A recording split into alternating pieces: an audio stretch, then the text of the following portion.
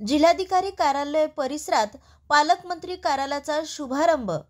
जिल्ह्याच्या पालकमंत्री कार्यालयाचा शुभारंभ महसूल मंत्री तथा पालकमंत्री राधाकृष्ण विखे पाटील यांच्या हस्ते जिल्हाधिकारी कार्यालय परिसरात आज करण्यात आला।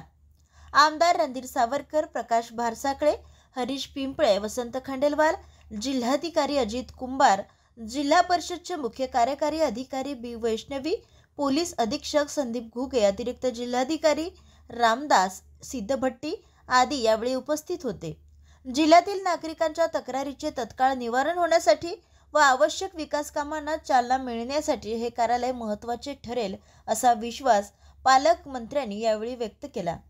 पालकमंत्री कार्यालयात स्वतंत्र वॉर रूम स्थापित करण्यात आली असून त्याद्वारे प्रशासनाच्या कामकाजाचा नियमित आढावा घेतला जाणार आहे। पालकमंत्री कार्यालयाचे नोडल अधिकारी म्हणून उपजिल्हाधिकारी अनिल माचेवाड यांची नियुक्ती करण्यात आली असून अव्वल कारकून व इतर मनुष्यबळ नियुक्त करण्यात आले आहे। पालकमंत्री कार्यालयाचा उद्घाटन या ठिकाणी संपन्न झाले।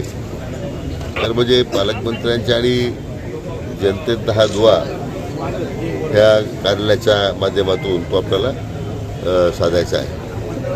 दौऱ्याच्या वेळी येणारे कागदपत्र असतात, निवेदन आहेत, किंबहुना सामान्य नागरिकाला सुद्धा काही पालकमंत्र्याकडे माहिती द्यायची असेल, निवेदन द्यायचे असतील तर ते आमच्या कार्यालयात येऊन देऊ शकतात।